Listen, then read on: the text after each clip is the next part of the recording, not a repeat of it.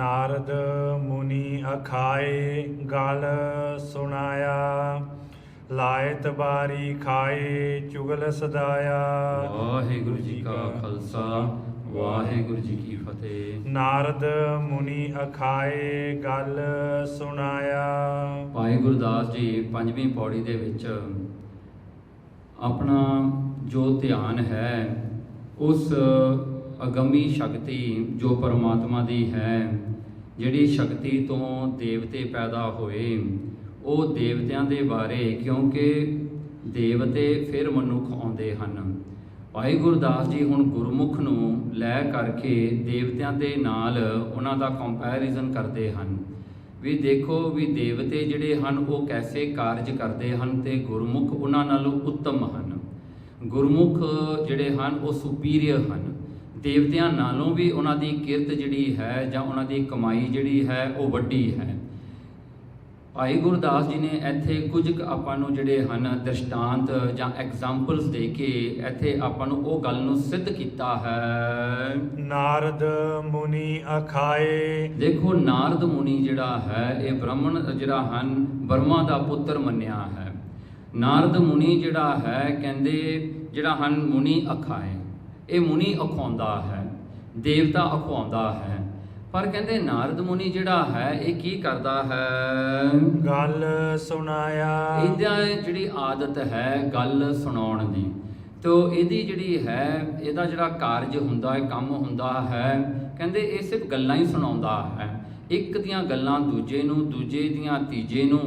तो इस प्रकार करके ये गल्लां बड़ियां करदा है, इनू गल्लां दे विच ही इसकी रुचि है। सो जिथे भी जाता है इधर उधर दियां गल्लां ये करता रहता है। इस प्रकार करके लायत बारी खाए, लायत बारी खाए। हुण लायत बारी हुंदा है चुगली जिहड़ा हन वटन वाला, उहनूं लायत बारी कहंदे हां, जिहड़ा चुगली करदा होवे, एक पासे की गल दूजे पासे दसदे ने ते दूजे की जिहड़ी गल है पहले नूं दसदे ने।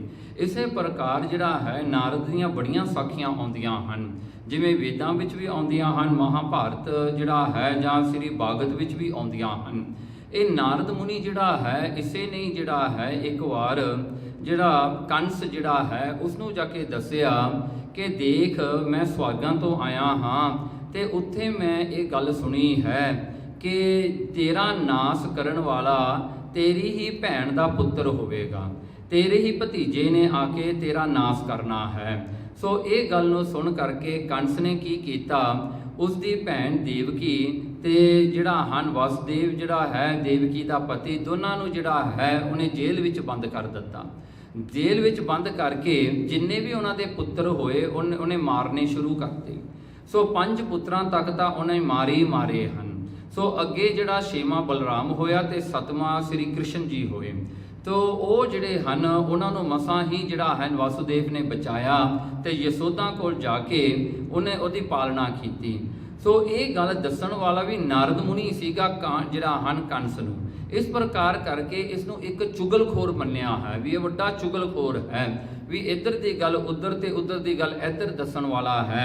लायत बारी खाए, इहदियां चुगलियां कीतियां होईयां ने, बड़े झगड़े पाए। दैंतां दियां गल्लां देवतियां नूं ते देवतियां दियां गल्लां जाके दैंतां नूं दस दिंदा सीगा। इस प्रकार करके चुगल सदाया। नारद मुनि एक चुगल कहाया, उन्होंने चुगल सदाया। चुगल ही उन्होंने लोग कहते सन भी चुगलखोर है, ये चुगलियां करता है।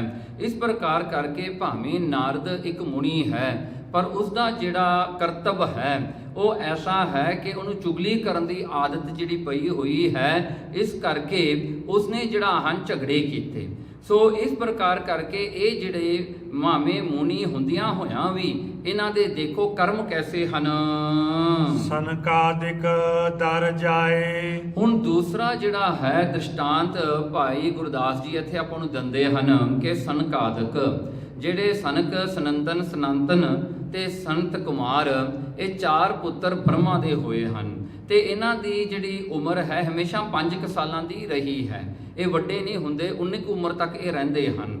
ਸੋ ਇੱਕ ਵਾਰ ਦੀ ਗੱਲ ਹੈ ਕਿ ਇਹ ਸਨਕਾਦਿਕ ਜਿਹੜੇ ਹਨ, 4 ਭਰਾ ਜਿਹੜੇ ਹਨ, ਇਹ ਵਿਸ਼ਨੂੰ ਨੂੰ ਮਿਲਣ ਵਾਸਤੇ ਚੱਲੇ। ਸੋ ਸਾਖੀ ਲੰਮੀ ਹੈ, ਪਰ ਆਪਾਂ ਸੰਕੋਚ ਵਿੱਚ ਵਿਚਾਰ ਕਰੀਏ ਕਿ ਉਹ ਜਿਹੜੇ ਹਨ 4 ਪੁੱਤਰ ਜਦੋਂ ਵਿਸ਼ਨੂੰ ਦੇ ਦਰਬਾਰ ਉੱਤੇ ਪਹੁੰਚੇ ਤਾਂ ਉੱਥੇ ਦਰਵਾਂਚੀ ਜਿਹੜੇ ਸਨ, ਗਾਟ ਜਿਹੜੇ ਸਨ, ਉਹ 2 ਖੜੇ ਸਨ ਜਿਨ੍ਹਾਂ ਦੇ ਨਾਂ ਸਨ ਵਿਜੇ ਤੇ ਜੈ ਤੇ ਵਿਜੈ। ਜੈ ਵਿਜੈ ਇਹ 2 ਉਹਨਾਂ ਦੇ ਜਿਹੜੇ ਹਨ ਦਰਬਾਰ ਤੇ ਖੜੇ ਸਨ, ਜਿਨ੍ਹਾਂ ਨੇ ਇਹ 4 ਭਰਾਵਾਂ ਨੂੰ ਰੋਕ ਦਿੱਤਾ, ਕਿਉਂਕਿ ਇਹ ਜਿਹੜੇ ਸਨ ਸਨਕਾਦਿਕ ਜਿਹੜੇ ਸਨ ਇਹ ਨੰਗੇ ਹੀ ਰਹਿੰਦੇ ਹਨ, ਇਹ ਕੱਪੜੇ ਨਹੀਂ ਕੋਈ ਵੀ ਪਾਉਂਦੇ, ਕਿਉਂਕਿ 5 ਸਾਲਾਂ ਦੀ ਇਹਦੀ ਉਮਰ ਹੈ। ਇਸ ਪ੍ਰਕਾਰ ਕਰਕੇ ਉਹਨਾਂ ਨੇ ਇਹਨਾਂ ਨੂੰ ਰੋਕ ਦਿੱਤਾ। ਜਦੋਂ ਰੋਕਿਆ ਤਾਂ ਇਹਨਾਂ ਨੇ ਬੜਾ ਜਿਹੜਾ ਹੈ ਕ੍ਰੋਧ ਕੀਤਾ ਵੀ ਸਾਨੂੰ ਰੋਕਿਆ ਕਿਉਂ ਹੈ, ਅਸੀਂ ਤਾਂ ਨਾਰਾਇਣ ਕੋਲ ਜਾਣਾ ਹੈ, ਆਪਣੇ ਇਸ਼ਟ ਵਿਸ਼ਨੂੰ ਕੋਲ ਜਾਣਾ ਹੈ, ਤੂੰ ਸਾਨੂੰ ਰੋਕਣ ਵਾਲਾ ਕੌਣ ਹੁੰਦਾ ਹਾਂ, ਅਸੀਂ ਉਹਨਾਂ ਦੇ ਭਗਤ ਹਾਂ।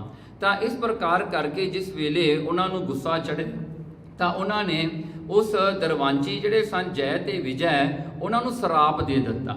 ਸਰਾਪ ਕੀ ਦਿੱਤਾ? ਕਹਿੰਦੇ ਤੁਸੀਂ ਜਾਓ ਧਰਤੀ ਦੇ ਉੱਤੇ ਤੇ ਦੈਂਤਾਂ ਦਾ ਜਿਹੜਾ ਜਨਮ ਨੂੰ ਤੁਸੀਂ ਭੋਗਣਾ ਕਰੋ। ਸੋ ਜਦੋਂ ਇਹ ਸਰਾਪ ਦਿੱਤਾ ਤਾਂ ਉਹ ਜਿਹੜੇ ਜੈ ਤੇ ਵਿਜੈ ਜਿਹੜੇ ਸਨ ਉਹ ਇਹਨਾਂ ਦੇ ਕਦਮਾਂ ਤੇ ਡਿੱਗ ਪਏ। ਸੋ ਕਦਮਾਂ ਤੇ ਡਿੱਗ ਪਏ, ਕਹਿੰਦੇ ਮਾਫੀ ਦੇ ਦਿਓ। ਤਾਂ ਉਸ ਵੇਲੇ ਵਿਸ਼ਨੂੰ ਨੂੰ ਇਹ ਗੱਲ ਦਾ ਪਤਾ ਲੱਗਿਆ ਤਾਂ ਉਹਨਾਂ ਨੇ ਕਿਹਾ ਵੀ ਚਲੋ ਇਹਨਾਂ ਨੂੰ ਮੁਆਫ ਕਰ ਦਿਓ ਤੇ ਇਹ ਵੀ ਦੱਸ ਦਿਓ ਇਹਨਾਂ ਦਾ ਜਿਹੜਾ ਹੈ ਸਰਾਪ ਕਿਦੋਂ ਮੁੱਕੇਗਾ। ਤਾਂ ਉਸ ਵੇਲੇ ਸਨਕਾਦਿਕਾਂ ਨੇ ਇਹ ਜਿਹੜਾ ਹੈ ਉਹਨਾਂ ਨੂੰ ਜਿਹੜਾ ਹਨ ਦੱਸਿਆ ਕਿ 4 ਯੁੱਗ ਹੋਣੇ ਹਨ ਤੇ ਇਹ 4 ਯੁੱਗਾਂ ਦੇ ਵਿੱਚ ਪਹਿਲੇ ਯੁੱਗ ਦੇ ਵਿੱਚ ਸਤਯੁਗ ਦੇ ਵਿੱਚ ਇਹ ਜਿਹੜੇ ਹਨ ਦੋਨੋਂ ਜਿਹੜੇ ਜੈ ਤੇ ਵਿਜੈ ਜਿਹੜੇ ਹਨ ਇਹ ਹਿਰਣਕਸ਼ਪ ਤੇ ਹਿਰਣਾਕਸ਼ ਬਣਨਗੇ। ਸੋ ਇਹਨਾਂ ਨੇ 2 ਦੈਂਤਾਂ ਦਾ ਜਿਹੜਾ ਰੂਪ ਧਾਰਨ ਕੀਤਾ, ਇੱਕ ਤਾਂ ਹਿਰਣਾਕਸ਼ਪ ਹੋਇਆ ਤੇ ਇੱਕ ਹਿਰਣਾਕਸ਼ ਹੋਇਆ। ਸੋ ਇਹ ਜਿਹੜੇ ਹਨ ਇਹ ਦੋਵੇਂ ਜਿਹੜੇ ਇਹ ਰੂਪ ਨੂੰ ਧਾਰਨ ਕਰਕੇ ਆਏ, ਇਹ ਦੈਂਤ ਬਣੇ, ਜਿਨ੍ਹਾਂ ਨੂੰ ਫਿਰ ਮਾਰਨ ਵਾਸਤੇ ਵਿਸ਼ਨੂੰ ਨੇ ਅਵਤਾਰ ਧਾਰੇ, ਉਹ ਆਪਾਂ ਬਾਅਦ 'ਚ ਵਿਚਾਰ ਕਰਦੇ ਹਾਂ। ਤੇ ਫਿਰ ਹੋਇਆ ਜੀ ਤ੍ਰੇਤਾ। ਤ੍ਰੇਤੇ ਦੇ ਵਿੱਚ ਇਹੀ ਜੈ ਤੇ ਵਿਜੈ ਜਿਹੜੇ ਹਨ ਇਹ ਬਣੇ ਰਾਵਣ ਤੇ ਕੁੰਭਕਰਨ। ਸੋ ਇਹਨਾਂ ਨੇ ਉਹ ਜਿਹੜਾ ਹਨ ਦੈਂਤਾਂ ਦੇ ਉਹ ਰੂਪ ਧਾਰਨ ਕੀਤੇ। ਜਦੋਂ ਆਇਆ ਦੁਆਪਰ, ਤੀਜਾ ਯੁੱਗ, ਉਹਦੇ ਵਿੱਚ ਇਹਨਾਂ ਨੇ ਸ਼ਿਸ਼ੂਪਾਲ ਤੇ ਦੰਤ ਵਕਰ ਦਾ ਰੂਪ ਧਾਰਨ ਕੀਤਾ। ਤੇ ਸ਼ਿਸ਼ੂਪਾਲ ਜਿਹੜਾ ਸੀਗਾ ਇਹ ਕ੍ਰਿਸ਼ਨ ਭਗਵਾਨ ਦਾ ਜਿਹੜਾ ਸੀ ਭੂਆ ਦਾ ਪੁੱਤਰ ਸੀਗਾ। ਤੋ ਜਦੋਂ ਇਹਦਾ ਜਨਮ ਹੋਇਆ ਸ਼ਿਸ਼ੂਪਾਲ ਦਾ, ਇਹਦੀਆਂ 3 ਅੱਖਾਂ ਸਨ ਤੇ 4 ਬਾਹਾਂ ਸਨ। ਤੇ ਇਹਨਾਂ ਦੀ ਮਾਂ ਜਿਹੜੀ ਸੀ ਦੇਖ ਕੇ ਬੜੀ ਦੁਖੀ ਹੋਈ, ਕਹਿੰਦੇ ਮੇਰੇ ਘਰ ਵਿੱਚ ਕੋਈ ਦੈਂਤ ਨੇ ਜਨਮ ਲੈ ਲਿਆ। ਤਾਂ ਉਹ ਜਿਹੜੀ ਹੈ ਉਹਨੇ ਸਲਾਹ ਕੀਤੀ ਕਿ ਬੱਚੇ ਨੂੰ ਮਾਰਿਆ ਜਾਵੇ। ਤਾਂ ਉਸ ਵੇਲੇ ਕਹਿੰਦੇ ਆਕਾਸ਼ਬਾਣੀ ਹੋਈ ਕਿ ਤੂੰ ਇਹਨੂੰ ਨਾ ਮਾਰ, ਤੇ ਜਿਹੜਾ ਇਹਨੂੰ ਮਾਰਨ ਵਾਲਾ ਹੋਵੇਗਾ, ਜਿਨ੍ਹਾਂ ਅਖੀਰ ਕਰ ਇਹਦਾ ਨਾਸ਼ ਕਰਨਾ ਹੈ, ਜਦੋਂ ਉਹਦੀ ਕੁੱਛੜ ਇਹਨੂੰ ਪ੍ਰਾਪਤ ਹੋਵੇਗੀ ਤਾਂ ਇਹਦੀ ਇੱਕ ਅੱਖ ਵੀ ਜਿਹੜੀ ਹੈ ਬੰਦ ਹੋ ਜਾਵੇਗੀ, ਤੀਜੀ ਤੇ 2 ਬਾਹਾਂ ਵੀ ਝੜ ਜਾਣਗੀਆਂ। ਤੋ ਇਹਦਾ ਜਿਹੜਾ ਰੂਪ ਹੈ ਆਮ ਮਨੁੱਖ ਦਾ ਰੂਪ ਬਣ ਜਾਏਗਾ। ਇੱਕ ਦਿਨ ਕ੍ਰਿਸ਼ਨ ਭਗਵਾਨ ਜਿਹੜਾ ਆਪਣੀ ਭੂਆ ਦੇ ਘਰ ਵਿੱਚ ਆਇਆ ਤੇ ਉਹਨੇ ਸ਼ਿਸ਼ੂਪਾਲ ਨੂੰ ਚੁੱਕ ਕਰਕੇ ਆਪਣੀ ਗੋਦੀ ਵਿੱਚ ਲੈ ਲਿਆ। ਗੋਦੀ ਵਿੱਚ ਲੈਣ ਦੀ ਦੇਰ ਸੀ ਕਿ ਉਹਦੀ ਇੱਕ ਜਿਹੜੀ ਤੀਜੀ ਅੱਖ ਬੰਦ ਹੋ ਗਈ ਤੇ 2 ਬਾਹਾਂ ਝੜ ਗਈਆਂ ਉਸਦੀਆਂ। ਇਹ ਦੇਖ ਕਰਕੇ ਭੂਆ ਨੂੰ ਖੁਸ਼ੀ ਤੋਂ ਵੱਧ ਤਾਂ ਦੁੱਖ ਹੋਇਆ। ਕਹਿੰਦੀ ਦੇਖ ਵੀ ਜਿਹੜਾ ਕ੍ਰਿਸ਼ਨ ਨੇ ਹੀ ਇਹਨੂੰ ਮਾਰਨਾ ਹੈ, ਵੀ ਜਿਹੜਾ ਹੈ, ਕਿਉਂਕਿ ਦੱਸਿਆ ਹੋਇਆ ਸੀ ਆਕਾਸ਼ਬਾਣੀ ਨੇ ਵੀ ਜਿਹੜਾ ਕਿ ਜਿਹਦੇ ਗੋਦ ਵਿੱਚ ਬਹਿ ਕੇ ਇਹਦਾ ਸਰੀਰ ਠੀਕ ਹੋਵੇਗਾ ਉਹ ਇਹਦਾ ਨਾਸ਼ ਕਰੇਗਾ। ਸੋ ਉਸ ਵੇਲੇ ਉਸਦੀ ਭੂਆ ਨੇ ਕ੍ਰਿਸ਼ਨ ਭਗਵਾਨ ਨੂੰ ਕਿਹਾ ਕਿ ਤੂੰ ਜਿਹੜਾ ਹੈ, ਮੈਨੂੰ ਪਤਾ ਵੀ ਇਹ ਜਿਹੜਾ ਹਨ ਵਿਧਾਤੇ ਨੇ ਐਸਾ ਲੇਖ ਲਿਖ ਦਿੱਤਾ ਹੈ ਕਿ ਇਹਦੀ ਮੌਤ ਤੁਹਾਡੇ ਹੱਥ ਵਿੱਚ ਹੈ, ਪਰ ਕਹਿੰਦੀ ਇੱਕ ਮੇਰੇ ਨਾਲ ਬਚਨ ਕਰ, ਤੂੰ ਇਹਨੂੰ ਮੁਆਫ ਕਰੀ, ਤੂੰ ਇਹਨੂੰ ਮੁਆਫੀਆਂ ਦੇਈਂ, ਇਹਨੂੰ ਜਿਹੜਾ ਹੈ ਜਿਹੜੀਆਂ ਇਹਦੀਆਂ ਗਲਤੀਆਂ ਜਿਹੜੀਆਂ ਕਰੇਗਾ ਉਹਦੀਆਂ ਮਾਫੀ ਤੂੰ ਇਹਨੂੰ ਜ਼ਰੂਰ ਦੇਣਾ ਕਰੀ। ਉਸ ਵੇਲੇ ਕ੍ਰਿਸ਼ਨ ਭਗਵਾਨ ਨੇ ਇੱਕ ਬਚਨ ਕੀਤਾ, ਕਹਿੰਦਾ 100 ਵਾਰੀ ਮੈਂ ਇਹਨੂੰ ਮੁਆਫ ਕਰਾਂਗਾ, 100 ਵਾਰੀ ਮੈਂ ਇਹਨੂੰ ਮੁਆਫੀ ਦੇਵਾਂਗਾ ਤੇ ਉਸ ਤੋਂ ਬਾਅਦ ਫਿਰ ਮੈਂ ਇਹਦਾ ਨਾਸ਼ ਕਰਾਂਗਾ। ਸੋ ਭੂਆ ਉਹਦੀ ਜਿਹੜੀ ਸੀ ਉਹ ਵੀ ਖੁਸ਼ ਹੋ ਗਈ। ਚਲੋ ਕ੍ਰਿਸ਼ਨ ਭਗਵਾਨ ਨੇ 100 ਵਾਰੀ ਜਿਹੜਾ ਬਚਨ ਕਰ ਦਿੱਤਾ। ਤੇ ਜਿਸ ਵੇਲੇ ਜਿਹੜਾ ਹੈ ਯੁਧਿਸ਼ਟਰ ਜਿਹੜਾ ਹੈ ਉਹਨੇ ਅਰਜ ਆਪਦਾ ਰਾਜ ਸੁਵ ਜਗਤ ਜਿਹੜਾ ਹੈ ਕੰਪਲੀਟ ਕੀਤਾ, ਤਾਂ ਉਸ ਵੇਲੇ ਉਹਦਾ ਜਿਹੜਾ ਹੈ ਅਭਿਸ਼ੇਕ ਹੋਇਆ ਯੁਧਿਸ਼ਟਰ ਦਾ, ਵੀ ਸਭ ਤੋਂ ਵੱਡਾ ਰਾਜਾ ਇਹ ਹੈ। ਉਸ ਵੇਲੇ ਯੁਧਿਸ਼ਟਰ ਜਿਹੜਾ ਸੀ ਉਹ ਵੀ ਰਾਜਾ ਸੀ, ਇਹ ਸ਼ਿਸ਼ੂਪਾਲ ਇਹ ਵੀ ਇੱਕ ਰਾਜਾ ਸੀ, ਇਹ ਛੋਟਾ ਰਾਜਾ ਸੀ। ਇਹਨੇ ਚਲੋ ਉਹ ਗੱਲ ਮੰਨ ਲਈ, ਪਰ ਜਿਸ ਵੇਲੇ ਯੁਧਿਸ਼ਟਰ ਨੇ ਕ੍ਰਿਸ਼ਨ ਭਗਵਾਨ ਨੂੰ ਜ਼ਿਆਦਾ ਸਤਿਕਾਰ ਦਿੱਤਾ, ਆਪਣਾ ਗੁਰੂ ਮੰਨਿਆ ਤੇ ਉਸ ਤੋਂ ਹੀ ਸਾਰਾ ਕਾਰਜ ਸੰਪੰਨ ਕਰਾਇਆ, ਕੰਪਲੀਟ ਕਰਾਇਆ, ਤਾਂ ਸ਼ਿਸ਼ੂਪਾਲ ਦੇ ਮਨ ਵਿੱਚ ਈਰਖਾ ਹੋ ਗਈ।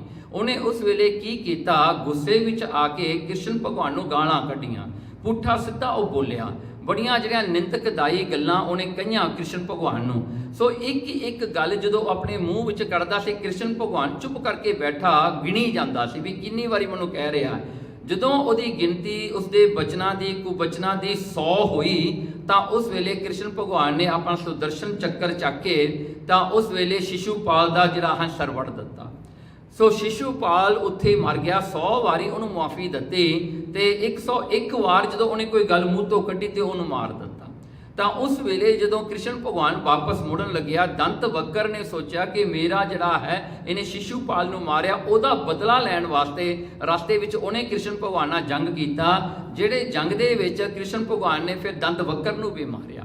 ਇਸ ਪ੍ਰਕਾਰ ਕਰਕੇ ਇਹਨਾਂ ਦਾ ਜਿਹੜਾ ਹੈ ਐਸਾ ਵਾਤਾਵਰਣ ਬਣਿਆ ਕਿ ਇਹਨਾਂ ਨੂੰ ਜਿਹੜਾ ਹੈ ਹਰ ਇੱਕ ਜਨਮ ਵਿੱਚ, ਹਰ ਇੱਕ ਯੁੱਗ ਵਿੱਚ ਇਹਨੂੰ ਦੈਂਤਾਂ ਦਾ ਰੂਪ ਧਾਰਨ ਕਰਕੇ ਜੈ ਵਿਜੈ ਨੂੰ ਆਉਣਾ ਪਿਆ। ਉਹ ਭਾਈ ਗੁਰਦਾਸ ਜੀ ਇੱਥੇ ਦੱਸਦੇ ਹਨ, ਤਾਮਸ ਆਇਆ। ਤਾਮਸ ਦਾ ਮਤਲਬ ਹੁੰਦਾ ਕਿਉਂਕਿ ਇੱਕ ਸਤੋ ਗੁਣ ਹੁੰਦਾ ਹੈ, ਰਜੋ ਗੁਣ ਤੇ ਤਮੋ ਗੁਣ। ਹੁਣ ਇਹ ਜਿਹੜੇ ਦੈਂਤਾਂ ਦੀ ਜਿਹੜੀ ਹੈ ਉਹਨਾਂ ਦਾ ਜਿਹੜਾ ਜਨਮ ਹੁੰਦਾ ਹੈ ਉਹਨਾਂ ਨੂੰ ਤਮੋ ਗੁਣੀ ਜੂਨ ਕਹਿੰਦੇ ਹਾਂ। ਉਹ ਤਮੋ ਗੁਣੀ ਜੂਨ ਹੈ ਕਿਉਂਕਿ ਉਹਦੇ ਵਿੱਚ ਜਿਹੜੇ ਦੈਂਤ ਹੁੰਦੇ ਨੇ ਇਹ ਸ਼ਰਾਬਾਂ ਵੀ ਪੀਂਦੇ ਹਨ, ਮਾਸ ਵੀ ਖਾਂਦੇ ਹਨ, ਤੇ ਤੀਜਾ ਜਿਹੜਾ ਹੈ ਇਹਨਾਂ ਦਾ ਜਿਹੜਾ ਹੈ ਸੁਭਾਅ ਬੜਾ ਕਠੋਰ ਹੁੰਦਾ ਹੈ, ਜ਼ਾਲਮ ਸੁਭਾਅ ਹੁੰਦਾ ਹੈ।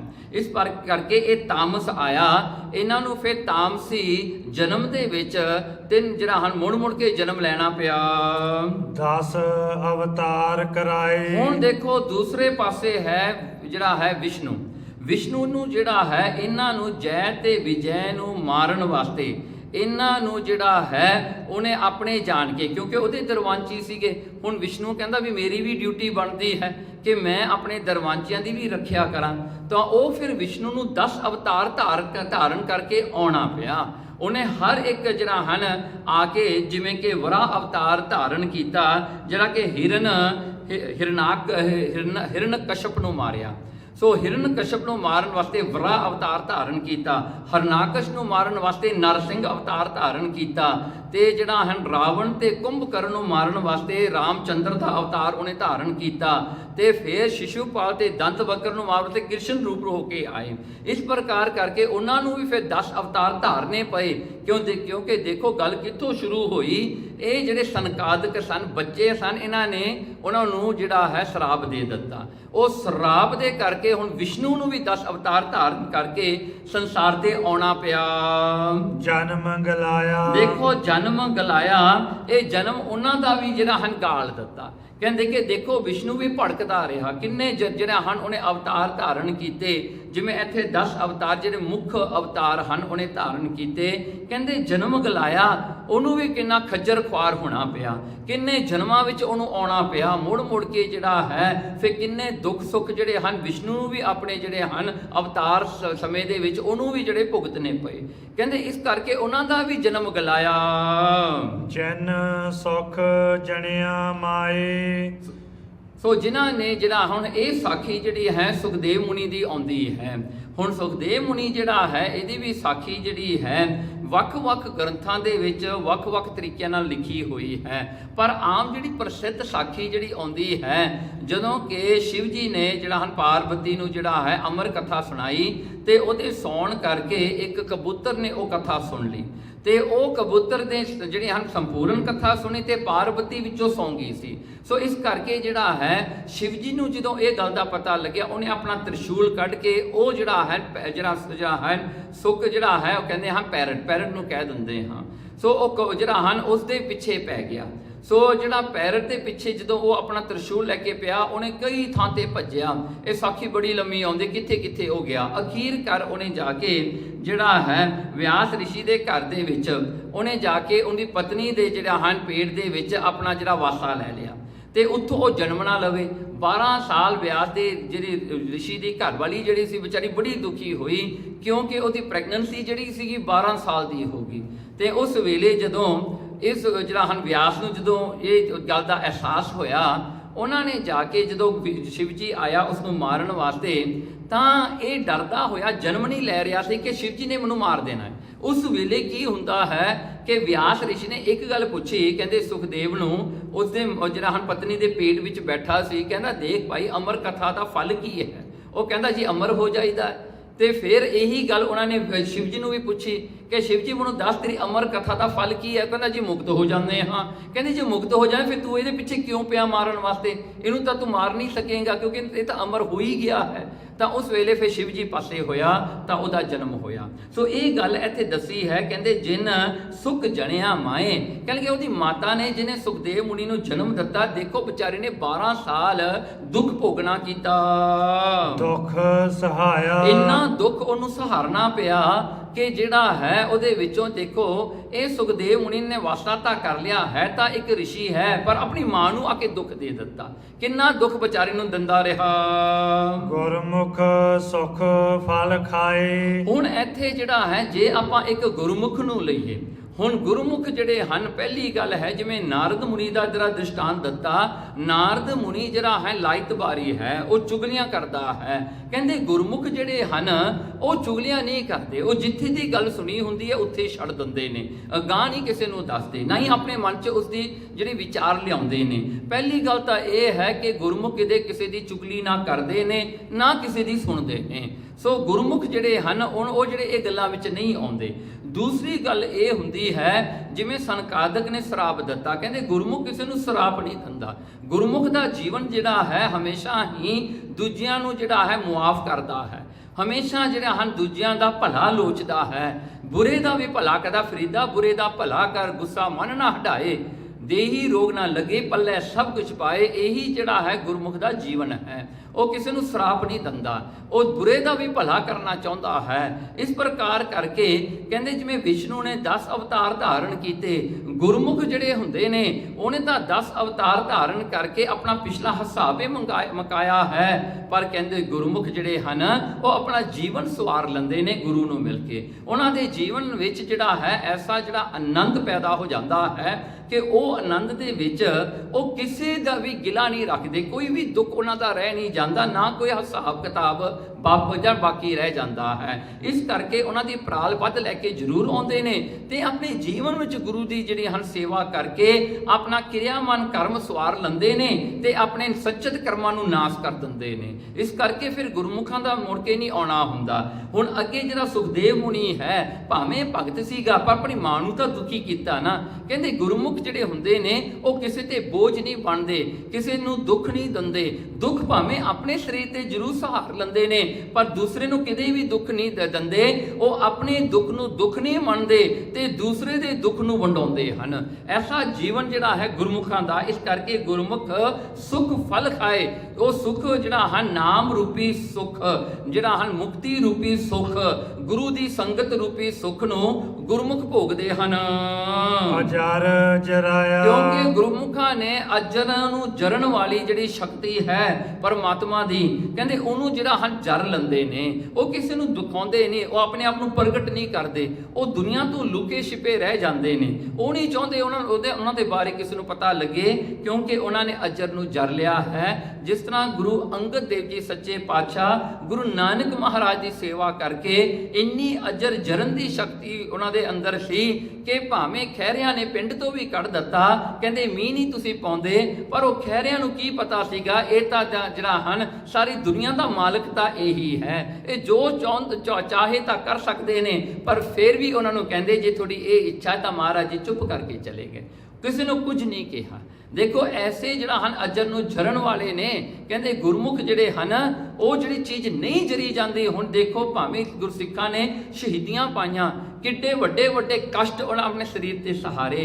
ਭਾਈ ਮਨੀ ਸਿੰਘ ਦਾ ਬੰਦ ਕੱਟਿਆ ਜਾਂਦਾ ਹੈ, ਭਾਈ ਤਾਰੂ ਸਿੰਘ ਦੀ ਖੋਪਰਾ ਲਾਇਆ ਜਾਂਦਾ ਹੈ, ਬਾਬਾ ਬੰਦਾ ਸਿੰਘ ਬਹਾਦਰ ਨੂੰ ਦੇਖੋ ਕਿਵੇਂ ਜਮੂਰਾਂ ਨਾਲ ਉਹਨਾਂ ਦਾ ਮਾਸ ਕੱਢਿਆ ਜਾਂਦਾ ਹੈ, ਭਾਈ ਸੁਬੇਗ ਸਿੰਘ ਤੇ ਸ਼ਾਹਬਾਜ਼ ਸਿੰਘ ਨੂੰ ਚੜਕੜੀਆਂ ਤੇ ਚੜਾਇਆ ਜਾਂਦਾ ਹੈ। ਤੇ ਪਰ ਫਿਰ ਵੀ ਦੇਖੋ ਉਹ ਇੰਨੇ ਅਜਰ ਦੁੱਖ ਨੂੰ ਵੀ ਜਰ ਲੈਂਦੇ ਨੇ, ਉਹਨਾਂ ਨੂੰ ਕੋਈ ਫਰਕ ਨਹੀਂ ਪੈਂਦਾ, ਕਿਉਂਕਿ ਗੁਰੂ ਦਾ ਪਿਆਰ, ਗੁਰੂ ਜਿਹੜਾ ਨਾਮ ਦਾ ਆਨੰਦ ਉਹਨਾਂ ਦੇ ਵਿੱਚ ਹਮੇਸ਼ਾ ਹੀ ਰਹਿੰਦਾ ਹੈ। ਇਸ ਕਰਕੇ ਭਾਈ ਗੁਰਦਾਸ ਜੀ ਇੱਥੇ ਇੱਕ ਆਪਾਂ ਨੂੰ ਕਨਕਲੂਸ਼ਨ ਦਿੰਦੇ ਨੇ, ਕਹਿੰਦੇ ਦੇਖੋ ਇਹ ਸਾਰੇ ਦੇਵਤਿਆਂ ਦੇ ਕਰਤੱਵ ਨਾਲੋਂ ਗੁਰਮੁਖ ਦਾ ਕਰਤੱਵ ਸਭ ਤੋਂ ਵੱਡਾ ਹੈ, ਕਿਉਂਕਿ ਗੁਰਮੁਖ ਦੇ ਵਿੱਚ ਗੁਣ ਜਿਹੜਾ ਹਨ ਫਲ ਕੀ ਹੈ, ਉਹ ਸੁੱਖ ਫਲ ਪਾਏ। ਉਹਨਾਂ ਨੂੰ ਸੁੱਖ ਦਾ ਫਲ ਉਹੀ ਖਾਂਦੇ ਨੇ, ਉਹ ਨਾਮ ਜਪਦੇ ਨੇ ਤੇ ਅਜਰ ਨੂੰ ਜਰਦੇ ਨੇ।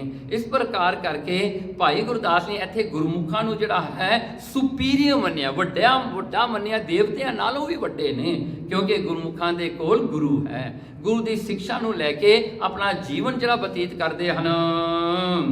ਜਿਨ ਸੁਖ ਜਣਿਆ ਮਾਏ ਦੁਖ ਸਹਾਇਆ, ਗੁਰਮੁਖ ਸੁਖ ਫਲ ਖਾਏ ਅਜਰ ਜਰਾਇਆ। ਵਾਹਿਗੁਰੂ ਜੀ ਕਾ ਖਾਲਸਾ, ਵਾਹਿਗੁਰੂ ਜੀ ਕੀ ਫਤਿਹ।